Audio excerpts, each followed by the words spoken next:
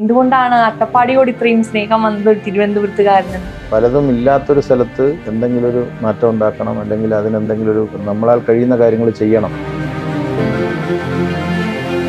വിദ്യാലയം തുടങ്ങാനുള്ള ഒരു ആശയം ഉണ്ടാവുന്നതും അതുമായി ബന്ധപ്പെട്ട കാര്യങ്ങൾ കൂടി. അട്ടപ്പാടി പോലത്തെ ഒരു സ്ഥലത്തെ കുട്ടികളെ സംബന്ധിച്ചിടത്തോളം ഒരു പുതിയ ആളെ കാണുമ്പോൾ, അപരിചിതനെ കാണുമ്പോൾ ഒക്കെ ഒരു അങ്കലാപ്പും ഒരു ടെൻഷനും അല്ലെങ്കിൽ സംസാരിക്കാനുള്ള വിമുഖതയൊക്കെ കാണാറുണ്ട്. നമ്മുടെ സ്കൂളിനെ സംബന്ധിച്ചിടത്തോളം വളരെ കോൺഫിഡന്റ് ആയിട്ട് കുട്ടികൾ ആളുകളെ അഭിമുഖീകരിക്കുന്നു, സംസാരിക്കുന്നു. ഭാവിയെ പ്രതീക്ഷയോടെ കാണുന്ന ഒരു കുട്ടികളെ ഒരുക്കാനുള്ള ഒരു വലിയ പ്രവർത്തനം നമ്മുടെ സ്കൂളിൽ നടക്കും. മദ്യപാനം വലിയൊരു പ്രശ്നമായി നിൽക്കുന്ന ഒരുപാട് ഇടങ്ങൾ ഇന്നും അട്ടപ്പാടിയിലുണ്ട്. മദ്യവിമുക്തി എന്നുള്ളത് ഒരു സങ്കീർണമായ പ്രശ്നമാണ്. ഓരോ തവണയും നമ്മൾ അഭിമുഖീകരിക്കുന്ന രോഗി അവരുടെ പ്രശ്നങ്ങളുടെ പരിഹാരം എന്നുള്ള രീതിയിൽ മദ്യത്തിലേക്കാണ് തിരിഞ്ഞിട്ടുള്ളത്. അപ്പൊ അവരെ അതല്ല പരിഹാരം വേറെയാണ് എന്നുള്ള പറഞ്ഞ് മനസ്സിലാക്കി ഇതിലേക്ക് തിരിച്ചു കൊണ്ടുവരുന്നത് ഒരു നീണ്ട യാത്രയാണ്. അട്ടപ്പാടിയിലെ കുറെ പേർക്ക് നമ്മളത് ചികിത്സ കൊടുത്തിട്ടുണ്ട്. സിക്കിൾ സെൽ അനീമിയ പോലെയുള്ള അസുഖങ്ങളുടെയൊക്കെ ഒരു പ്രശ്നം നേരിട്ടിരുന്ന ഒരു കാലം. ഏകദേശം ഒരു 200-300 രോഗികൾ ആര്യവാൾ രോഗം ബാധിച്ച ആളുകളുണ്ട്. അപ്പൊ അതൊരു വലിയ ചാലഞ്ചിങ് ആയിട്ടുള്ള രോഗമാണ്. അത് മരണം വരെ എത്താനുള്ള ഒരു പൊട്ടൻഷ്യൽ ഉള്ള ഒരു ഡിസീസാണ്.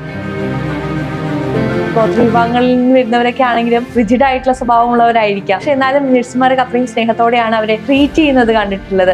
വിവേകാനന്ദ മെഡിക്കൽ മിഷന്റെ ട്രസ്റ്റീസ് എന്ന് പറഞ്ഞ് ഞങ്ങളൊരു 25 പേരുണ്ട്. പക്ഷെ അതിൽ കവിഞ്ഞ് വീണ്ടും ഒരു 100-150 ട്രസ്റ്റീസും കൂടെ ഉണ്ട് നമുക്ക്. കാരണം നമ്മുടെ സ്റ്റാഫ് എല്ലാവരും തന്നെ അത്രത്തോളം തന്നെ ഈ സ്ഥാപനത്തെ സ്വന്തമായി കണ്ട് പോയ ആൾ തിരിച്ചു വന്ന് വീണ്ടും സഹായിക്കാനോ ഒക്കെ ആയിട്ട് ഒരുപാട് പേര് മനസ്സ് കാണിക്കാറുണ്ട്.